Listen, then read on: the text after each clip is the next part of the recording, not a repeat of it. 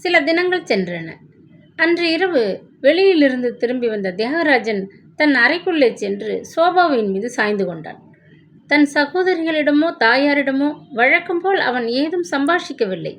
தன் உள்ளத்தில் காட்டுத்தீ போல் திடீரென தோன்றியிருந்த நூதனமான அந்த உணர்ச்சியை தனிமையிலே இருந்து அனுபவிக்க விரும்பினான். எங்கு திரும்பினாலும் அவனது மனக்கண் முன் அந்த அழகிய முகமே வந்து நின்றது. அவனது காதுகளில் இனிய அந்த கொஞ்சல் மிகுந்த குரல் ஒலித்து கொண்டே இருந்தது. அவனையும் அறியாது அவனது கரம் கோட்டின் கழுத்துப்பட்டை முகப்பிலே சுருகியிருந்த பட்டு ரோஜாவை மெல்ல தடவியது. தன்னுள்ளே பலவாறு சிந்தித்து பிரமிப்படைந்து போன அவன் இருப்பு கொள்ளாது எழுந்து அறைக்குள்ளே மேலும் கீழும் உலாவினான். சிந்தனையுடன் ஜன்னல் அருகே வந்து நின்று கொண்டு இருளில் மூழ்கி கிடந்த பங்களாவின் அழகிய தோட்டத்தை வெறித்து பார்த்தான்.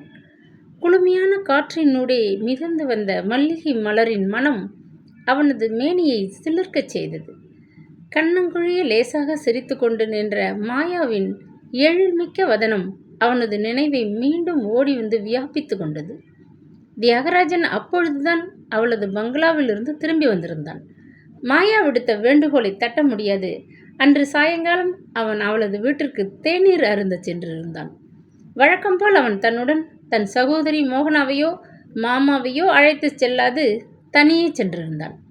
ஆடம்பரத்திலும் பகட்டான வாழ்விலும் மோகம் கொண்டிருந்த அவனது மனத்தை மாயாவின் அன்றைய அலங்காரம் ஒரு நொடி பொழுதில் கவர்ந்து கொண்டு விட்டது. கலை உணர்ச்சி ததும்பி நின்ற அவளது சிங்காரத்தையும் அழகையும் பிரமிப்புடன் கண்களால் பருகி கொண்டிருந்த அவனது உள்ளம் அவனையும் அறியாது ஏனோ தமயந்தியின் தோற்றத்துடன் அவைகளை ஒப்பிட்டு கொண்டிருந்தது. தாங்கள் இன்று வராது போய்விட்டால் என்ற கவலையில் எனக்கு எதிலும் மனம் ஓடவில்லை என்று வெகுநாள் பழகியவள் போல உரிமையுடன் கொஞ்சலாக பேசிய மாயா வெள்ளி கோப்பைகளில் தேநீரை தன் கரங்களால் வார்த்து மேஜை மீது கொண்டு வந்து வைத்தாள். அதிக நேரம் தங்களை காக்க வைத்து விட்டனோ என்று வினவிய தியாகராஜன் ஆசனத்தில் அமர்ந்து கொண்டு தன்னை சுற்றிலும் ஒரு முறை பார்வையை செலுத்தினான்.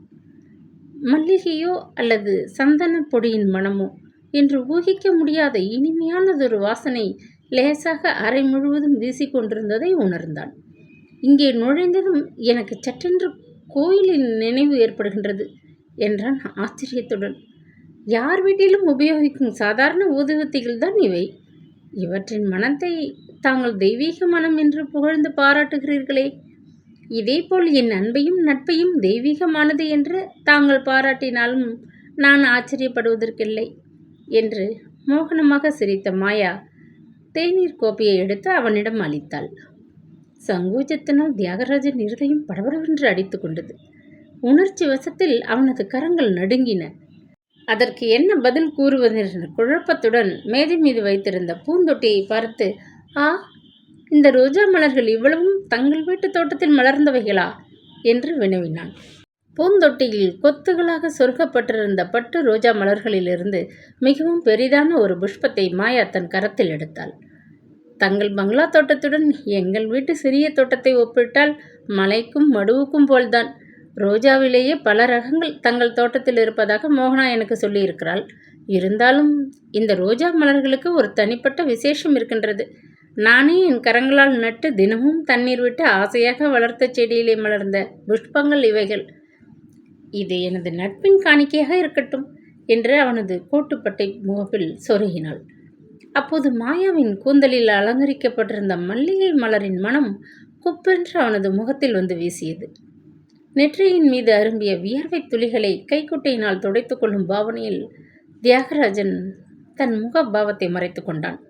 வர்ண குழம்பினால் மென்னிய நகம் கொண்ட தந்தத்தை நிகர்த்த அந்த இரு கரங்களையும் பற்றி தன் கண்களில் ஒற்றுக்கொள்ள வேண்டும் போன்ற ஒரு அவனது உள்ளத்திலே தீவிரமாக ஏற்பட்டது.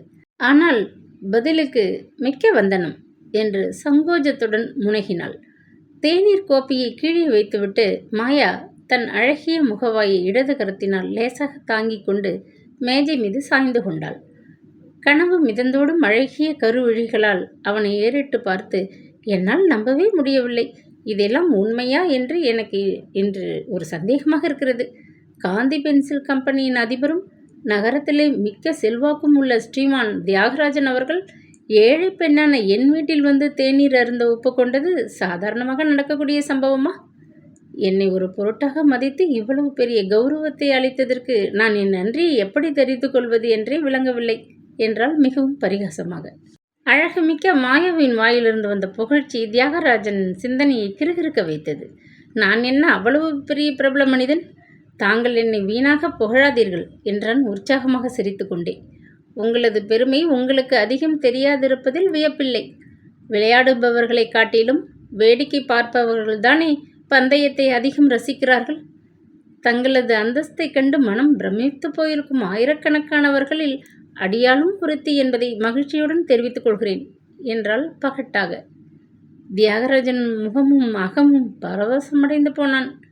அப்படியா? அப்படியானால் நானும் ஒன்று தங்களை பற்றி தெரிவிக்க விரும்புகிறேன். தங்கள் பேச்சு, தோற்றம், செய்கை ஒவ்வொன்றிலும் கலையின் பரிபூர்ண ஒளி வீசுகின்றது. அழகும் கலை உணர்ச்சியும் ஒருங்கே வாய்ந்த பெண்மணியை இன்றுதான் முதல் தடவையாக நான் சந்திக்கின்றேன்.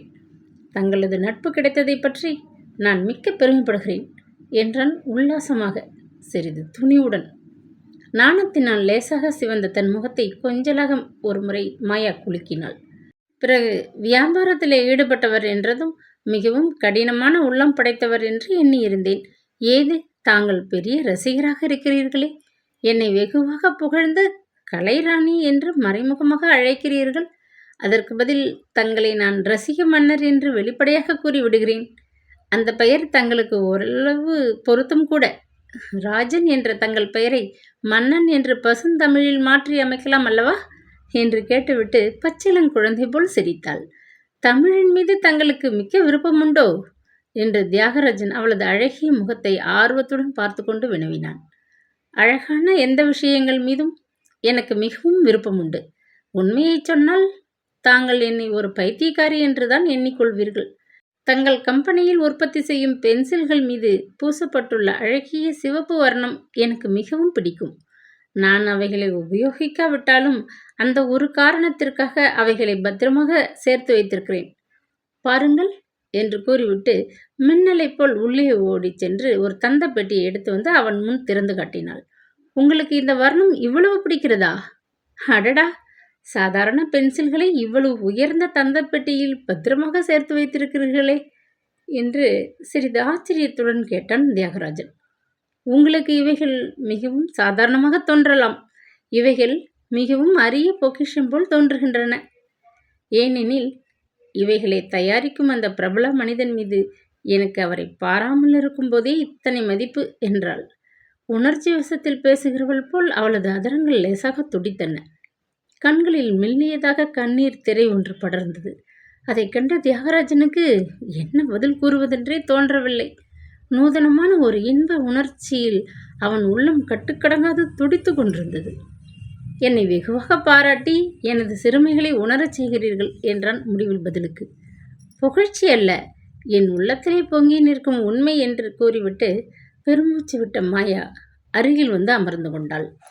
அதற்கு பின் வெகு நேரம் பல பொது விஷயங்களை பற்றி நேரம் பேசுவது தெரியாது இருவரும் சம்பாஷித்து கொண்டிருந்தனர்.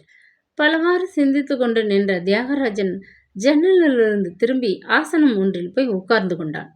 மாயாவை போல் இவ்வளவு இனிமையாகவும் மனதை களிப்பூட்டும் வகையிலும் தமயந்திக்கு பேசவோ நடந்து கொள்ளவோ ஏன் தெரியவில்லை என்று தனக்குள்ளே எண்ணி பார்த்த அவனுக்கு தமயந்தி மீது காரணமற்றதொரு கோபம் ஏற்பட்டது. அதிகம் படித்துவிட்ட கர்வம் என்று தனக்குள்ளே மெல்ல முணுமுணுத்தான். இதுநாள் வரை அவன் தமயந்தியால் பாராட்டாத ஒரு சிறு குறை அன்று இரவு மனதை வெகுவும் உறுத்தியது. தோகை மயில் அசைவதைப் போல் மாயா பக்கத்தில் நடந்து வருவதே ஒரு உல்லாசமாகவும் அழகாகவும் காண்கிறதே. என்ன இருந்தாலும் தமயந்தியின் கால் ஊனம் மறுத்துவிடக்கூடிய விஷயமல்ல என்று பலவிதமான சிந்தனைகள் அவனை குழப்பிக் கொண்டிருந்தன. இரவு போஜனத்தின் பொழுது காந்திமதி, என்ன ராஜா, இன்னைக்கு ஒரு மாதிரியாக இருக்கிறியே, பசிக்கலையா, உடம்புக்கு ஏதாச்சும் என்று கவலையுடன் வினவினாள். ஒன்றுமில்லை அத்தை, ஆஃபீஸில் இன்று அதிக வேலை, ஒரே களைப்பா இருக்கு என்று பதிலளித்த தியாகராஜன் மனதில் அந்த கேள்வி சுருக்கென தைத்தது. ஏதோ பெரிய குற்றம் செய்துவிட்டவன் போல் அவன் அத்தையின் முகத்தை ஏறிட்டு பார்க்கவும் கூசியவனாக எழுந்து கையை கழுவிக்கொண்டு அவசரமாக மாடிக்கு சென்று விட்டான். அறையை அடைந்ததும் விளக்கை படக்கென அணைத்துவிட்டு தொப்பென்று படுக்கை மீது உட்கார்ந்து கொண்டான். தமயந்தி மீது ஏற்பட்டது போன்ற அதே காரணமற்ற ஒரு எரிச்சல் அத்தை மீதும் அது சமயம் அவனுக்கு ஏற்பட்டது. சுதந்திரமான அவன் வாழ்க்கையிலே அனாவசியமாக குறுக்கிட்ட அவனது சந்தோஷத்தையே நாசப்படுத்த வந்தவர்கள் போல் அவ்விருவரும் அவனுக்கு தோன்றினார்கள். அவர்கள் இருவரது பிணைப்பு நின்று தப்ப முடியாது தவிக்கிறவன் போல் ஒரு உணர்ச்சி ஏற்படவே மிகவும் வெகுண்ட தியாகராஜன் போர்வையை பரபரவனை இழுத்து தன் முகத்தை மூடிக்கொண்டு தூங்க முயற்சித்தான். ஆனால் மாயாவின் நினைவு அவனை தூங்கவிட்டால் தானே. கடும் புயலைப் போல் மிக்க வலிமையுடன் திடீரென்று மனித உள்ளத்தை தாக்கும் இந்த தனிப்பட்ட பாசத்திற்கு எந்தவிதமான கட்டுப்பாடும் இருந்ததில்லை, இருக்கப் போவதும் இல்லை. வேதாந்த மனப்பான்மை மிக்கவர்கள் இதை விதி என்றும், பகுத்தறிவு நம்பிக்கை கொண்டவர்கள் இதை மோகம் என்றும் வெவ்வேறு பெயர்களால் அழைத்தாலும் இதனால் விளையும் பயன் ஒன்றேதான். புயல் போன்ற தன் அபார சக்தியினால் மனித உள்ளத்தை கலக்கி அறிவை மழுங்கச் செய்து விடுவதனால் இப்படியும் நடக்குமா, இவனா இப்படியெல்லாம் நடந்து கொள்கிறான் என்று அதிசயிக்கும் அளவு பல நிகழ்ச்சிகளை உண்டு பண்ணி விடுகின்றன. மாயாவுடன் நெருங்கி பழக துவங்கிய சில தினங்களில் தியாகராஜன் முற்றிலும் புதிய மனிதனாக மாறிவிட்டான். இந்த புதிய பாசம் அவனது சிந்தனையை சதா வியாபித்து கொண்டிருந்ததனால் தொழில், தன் கடமை முதலிய எல்லாம் அவனுக்கு அறவே மறந்து போயின. திடீரென்று அவனிடம் காணப்பட்ட மாறுதலான நடத்தையை அவனது சுற்றத்தார்கள் கவனிக்க தவறவில்லை. அமிர்தம், நமச்சிவாயம், மோகனா முதலியானவர்கள் இப்படிப்பட்ட ஒரு மனமாறுதலை மிக்க விரும்பி அதற்கு முன்கூட்டியே ஏற்பாடுகள் செய்தவர்கள். அதனால் தங்கள் முயற்சி வெற்றி பெற்று விட்டதைக் கண்டு உள்ளம் பூரித்து போனார்கள். எவ்வளவோ உயர்வாக மதித்து வந்த அண்ணன் நேர்மையற்ற ஒரு பாசத்திற்கு இலக்காகி தன் கடமையிலிருந்து தவறி கொண்டிருப்பதை உணர்ந்த விஜயா மனம் புழுங்கி போனாள். தன் அருமை தோழியின் நிலையை எண்ணி அவள் வெகுவாக வருந்தினாள். இதற்கு காரணகர்த்தாக்களாக இருந்த தன் தாய், மாமன், தங்கை மூவர்கள் மீது அவளுக்கு ஏற்பட்ட கோபமும் வெறுப்பும் கொஞ்சம் நஞ்சமல்ல. தமயந்தியால் முதலில் இதை நம்பவே முடியவில்லை. தியாகராஜனது மாசற்ற நடத்தையில் அவள் பூரண நம்பிக்கை வைத்திருந்தாள். உண்மையை கண்கூடாக கண்டபொழுது அவள் மனம் பெரும் அதிர்ச்சியை அடைந்து போயிற்று. களங்கமற்ற அவளது அன்பை திரஸ்கரித்து விட்டு தன் செய்கையை பற்றி சிறிதும் அவன் கவலைப்பட்டவனாக தோன்றவில்லை. தனது அபூர்வமான நடத்தை தமயந்தியின் உள்ளத்தை எவ்வளவு நோகச் செய்யும் என்பதையும் அவன் சிந்தித்து கூட பார்க்கவில்லை. தன்பால் அவனுக்கு திடீரென்று ஏற்பட்டிருந்த மன மாறுதலை எண்ணி அவள் உள்ளம் படாத பாடுபட்டது. தன் மதிப்பை அதிகம் போற்றும் அவள் தனது துயரத்தை வெளிப்படையாக காட்டிக்கொள்ள சிறிதும் விரும்பவே இல்லை.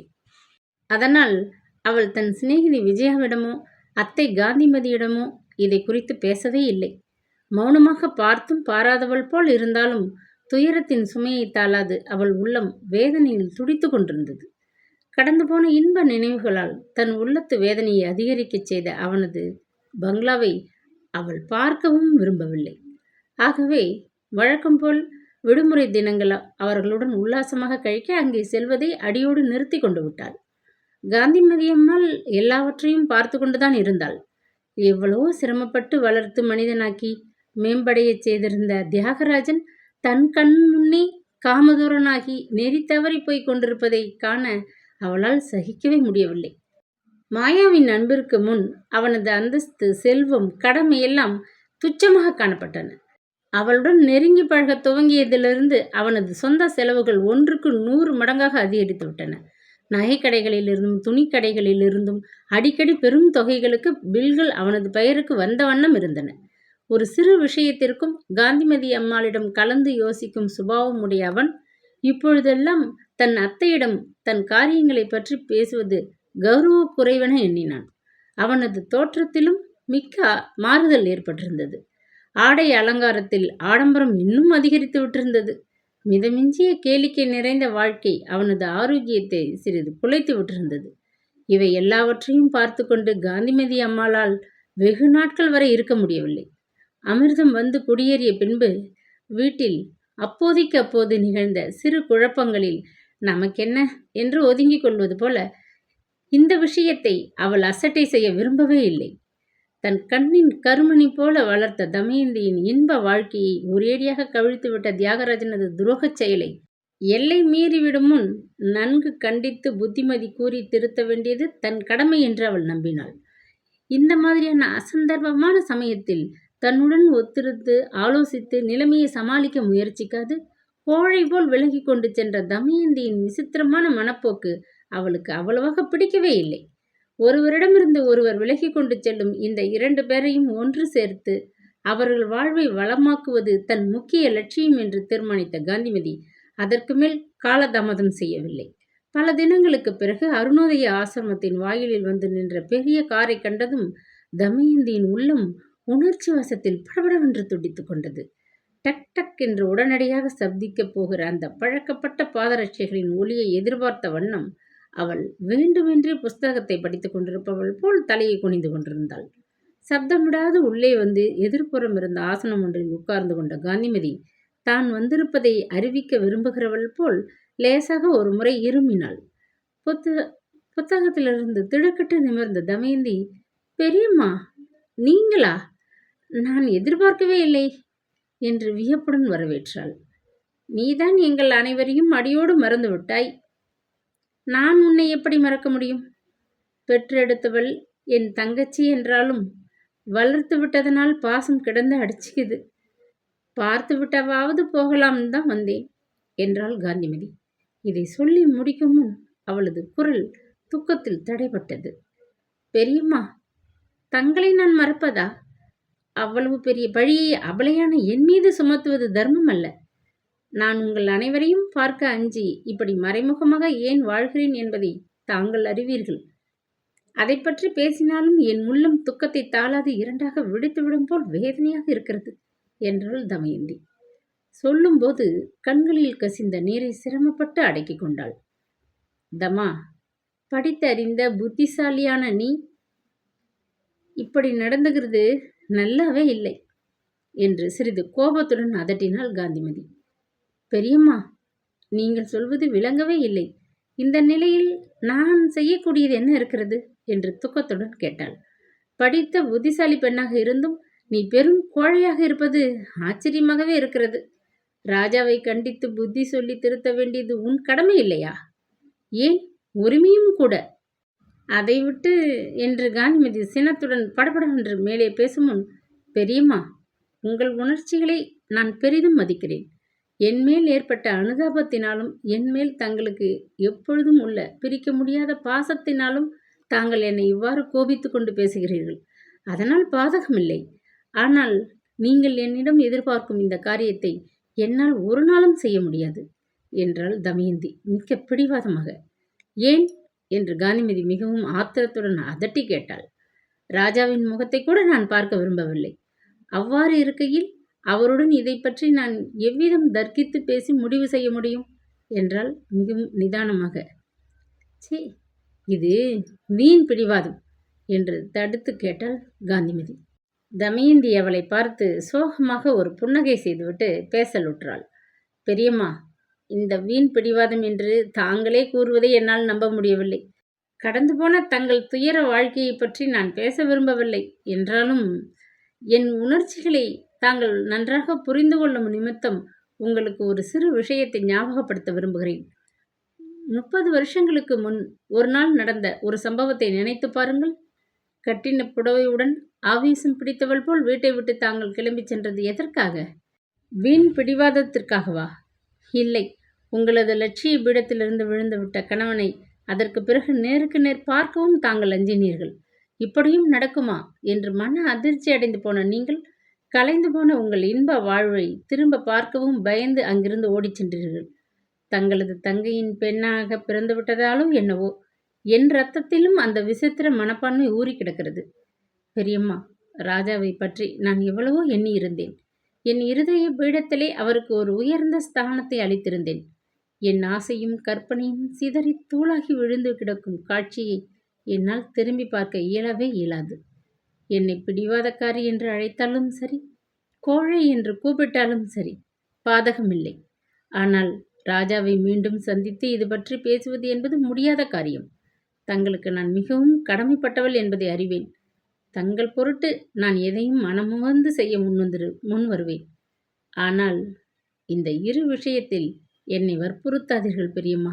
பெற்ற மகளைப் போல என்னை வளர்த்தவர்களாயிற்றே, என் இருதய தாபம் தங்களுக்கு புரியாத புதிரா என்று படபடவென்று பேசிய தமயந்தி அதற்கு மேல் முடியாது, தன் இரு கரங்களாலும் முகத்தை மூடிக்கொண்டு விம்மி அழுதாள்.